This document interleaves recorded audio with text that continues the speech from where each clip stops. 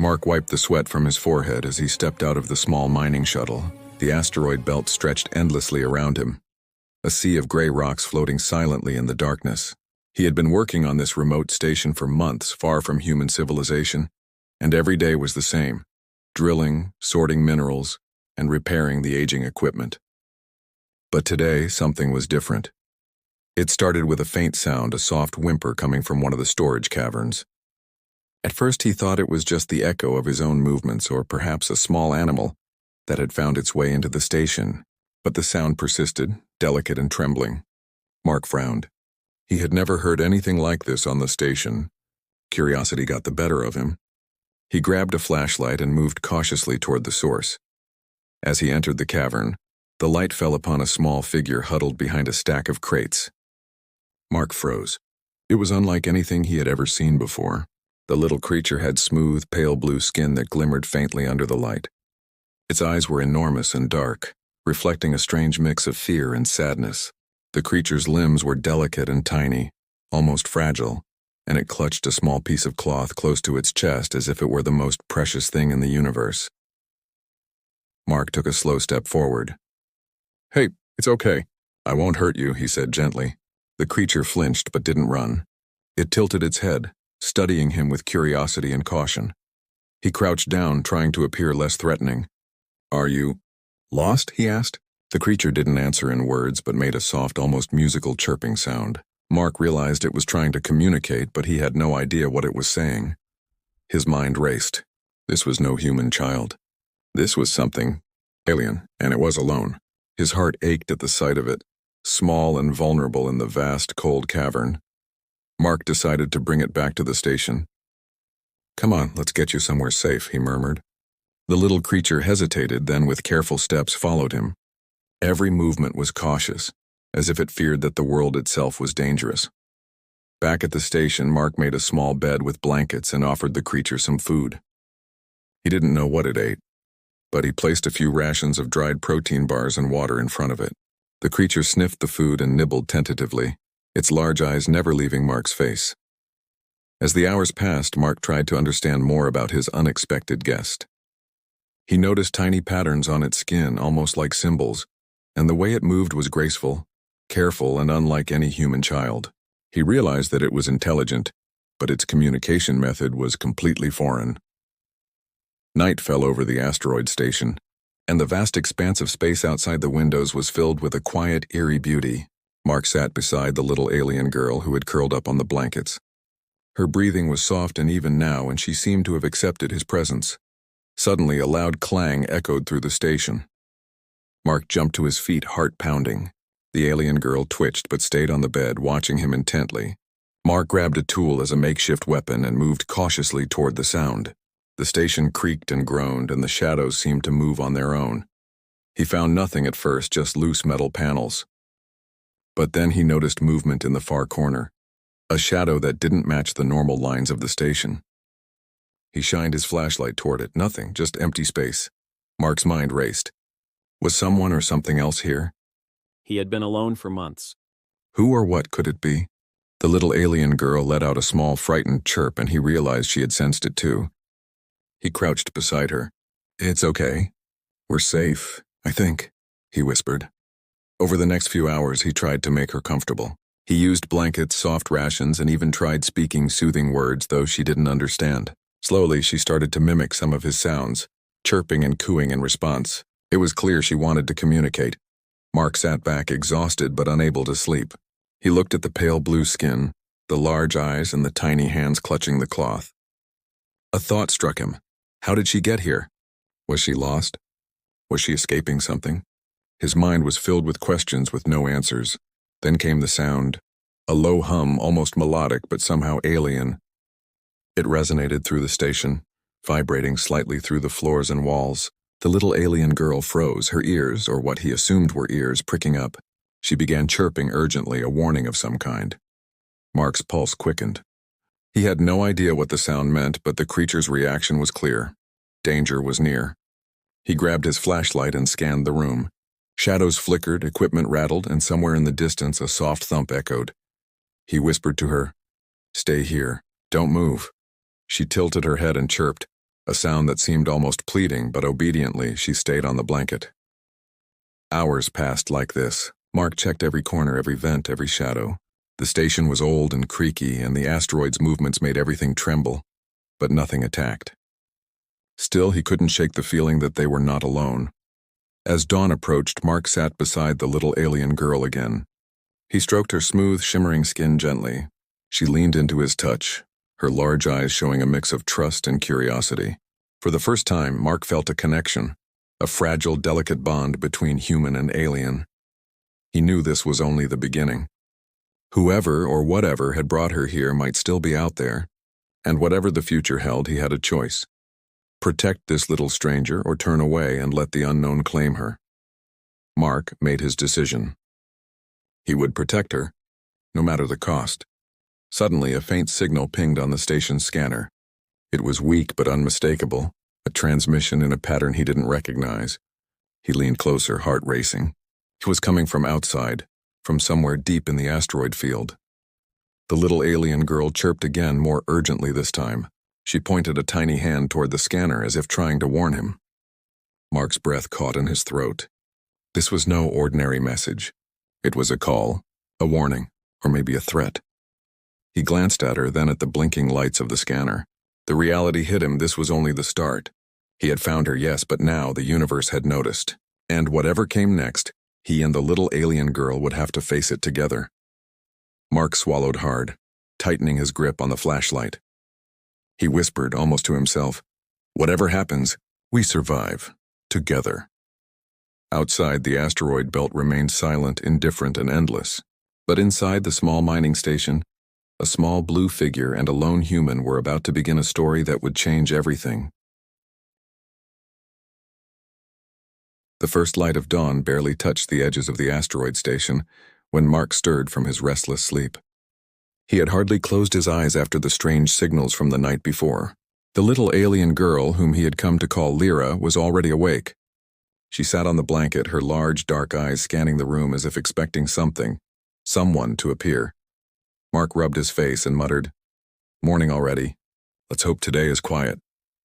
But deep down he knew it would not be. Lyra chirped softly, a sound that carried both warning and anticipation. He glanced at the station doors, scanning the empty corridor beyond, and felt the familiar unease creeping over him. Hours passed in a tense silence.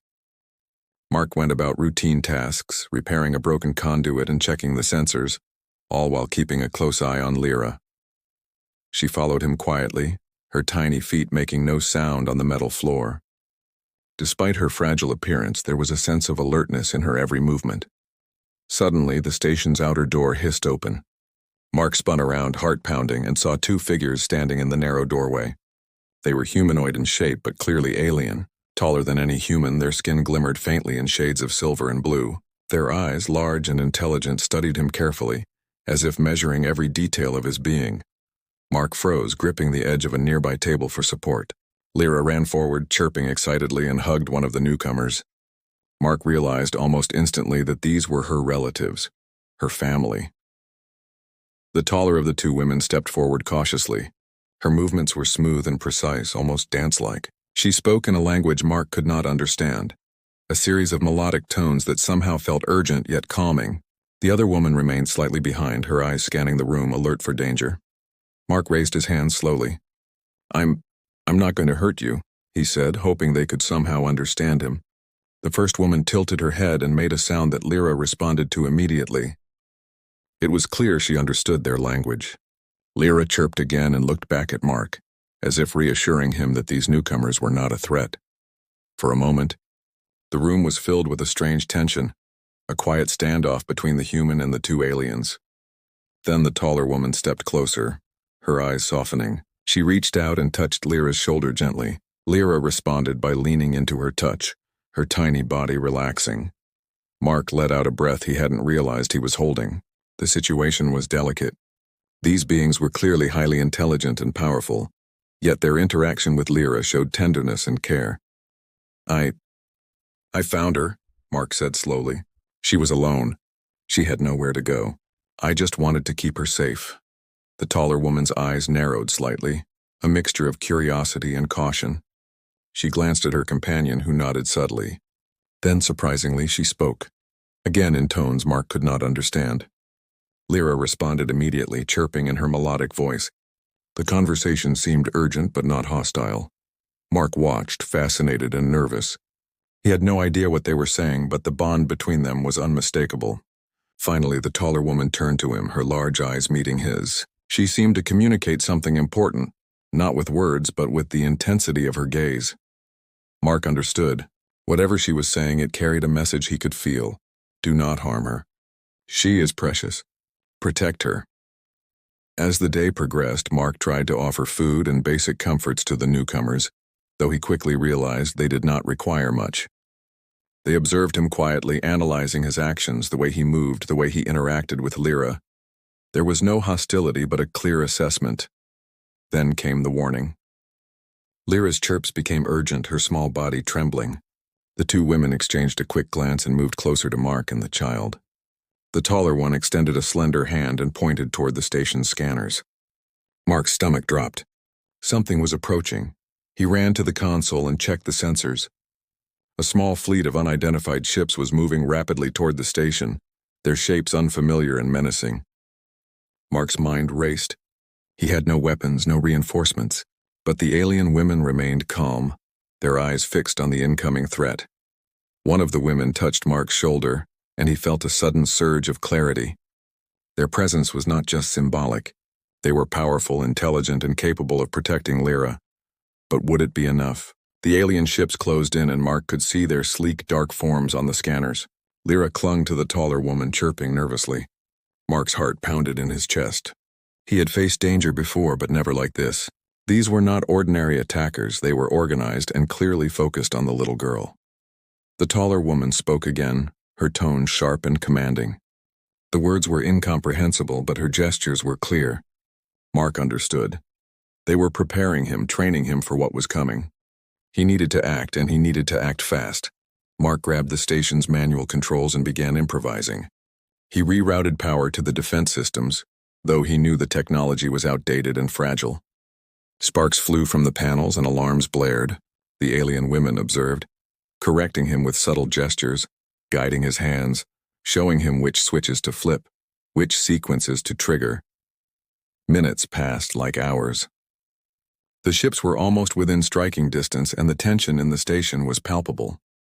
Lyra hid behind the taller woman, her small hands gripping the alien's smooth arm. Then a bright flash of light illuminated the room. The alien women extended their arms, and Mark realized with awe and fear that they were using some form of energy to shield the station. The light was intense, vibrating through the metal walls, and he felt a strange warmth, unlike anything he had experienced. The attacking ships fired, and the blast hit the energy shield. Sparks flew, alarms screamed, and the station shook violently. But the shield held. Mark's eyes widened. The alien women were extraordinary. Lyra's trust in them and in him remained unwavering. The battle continued, tense and unrelenting. Mark learned quickly, following the women's guidance. He rerouted energy, managed emergency power systems, and prepared countermeasures. His human ingenuity combined with their alien technology, creating a fragile but effective defense. Finally, the attackers began to retreat, unable to penetrate the combined efforts of human and alien teamwork. The station was battered but intact. The alien women lowered their arms, and the energy shield faded. Silence fell, heavy and deep. Mark sank to the floor, exhausted but relieved. Lyra ran to him, chirping happily, and he hugged her tightly. The alien women stood nearby, their expressions unreadable, but their presence was comforting. They had evaluated him, and he had passed.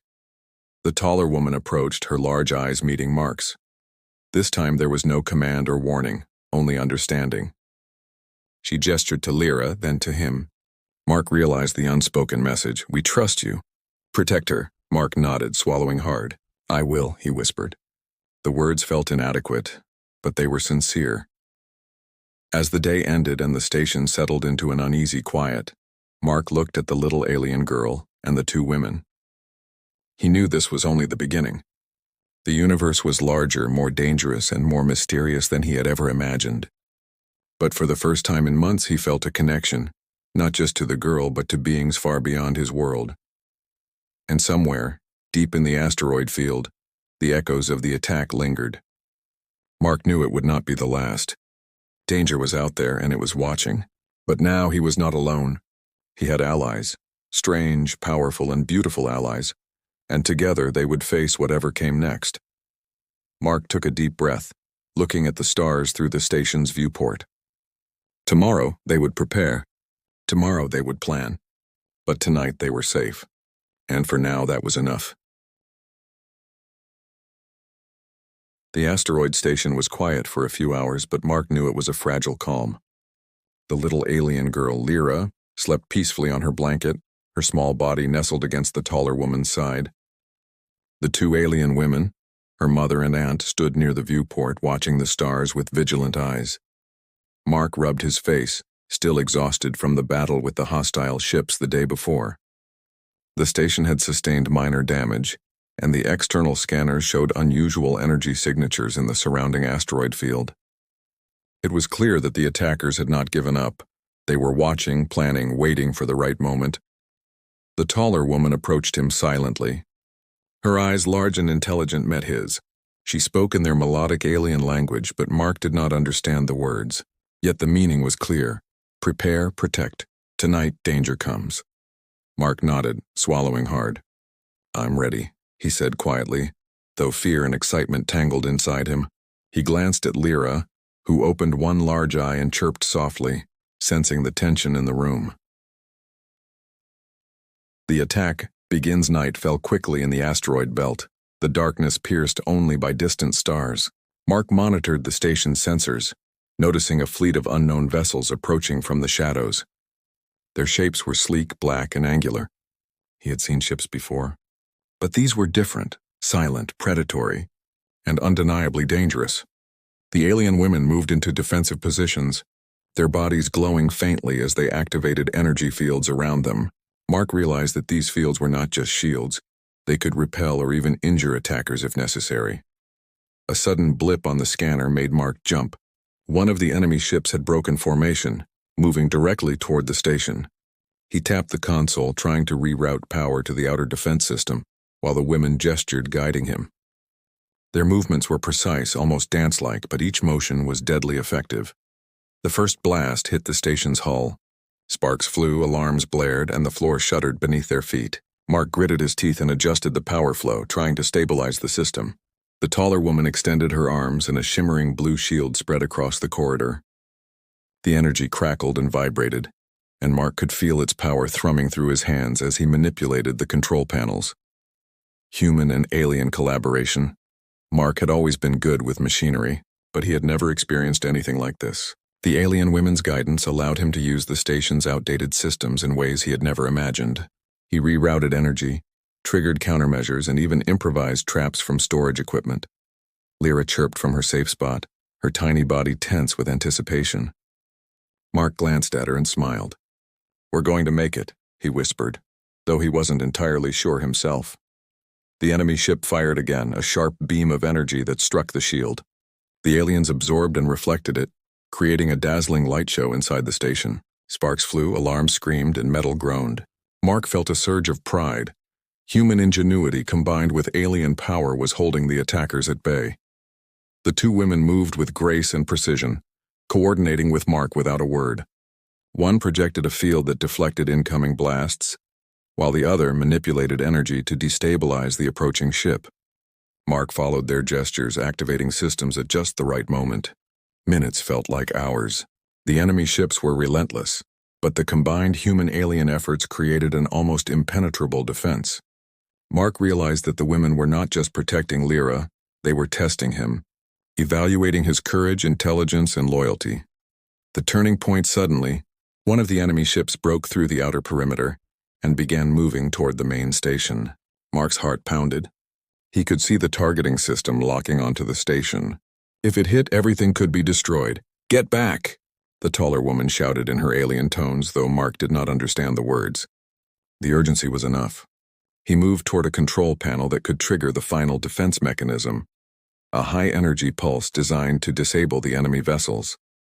The women positioned themselves in front of Lyra, their bodies glowing brighter, ready to absorb any impact.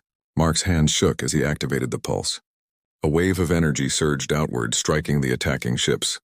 Sparks, light, and deafening sound filled the station. The hull shuddered violently, but the pulse worked. The enemy vessels faltered, then began to retreat, leaving the asteroid field and their mission incomplete. Mark sank to the floor, breathing heavily. The alien women approached, their glowing eyes softening. Lyra chirped happily, running into Mark's arms. He hugged her tightly, relief washing over him. An emotional bond. After the attack, the station settled into silence. Mark and the alien women checked the systems, repaired minor damage, and ensured that Lyra was safe. The bond between them had grown stronger, trust forged in the heat of battle. The taller woman approached Mark again. This time she reached out, placing her hand on his shoulder. Her eyes communicated something deep and profound. "You are one of us now. You chose to protect her. You are part of this family." Mark felt a lump in his throat. He had never imagined that he could be so connected to beings so different from him. Yet here they were, acknowledging his courage and humanity. Lyra chirped and hugged both women, then looked at Mark. The trust and affection in her eyes were clear. He had saved her life, but she had also changed his.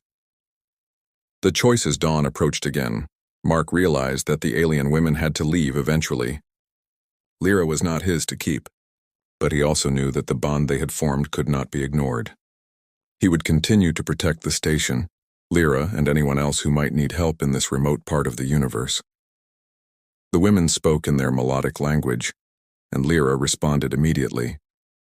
Mark did not understand the words, but he understood the tone. They were expressing gratitude, respect, and trust. Mark nodded, swallowing hard. "I will watch over her," he said quietly, "and I will be ready if danger comes again." The taller woman extended her hand toward Lyra, and the little girl hesitated, then stepped forward.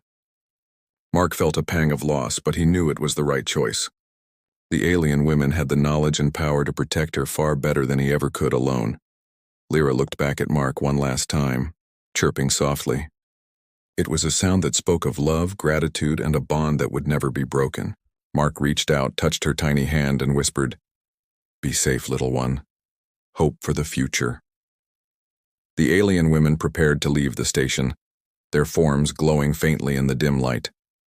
They turned to Mark one last time, their eyes conveying a message he would never forget. "We will return if needed. You are our ally. Trust is eternal."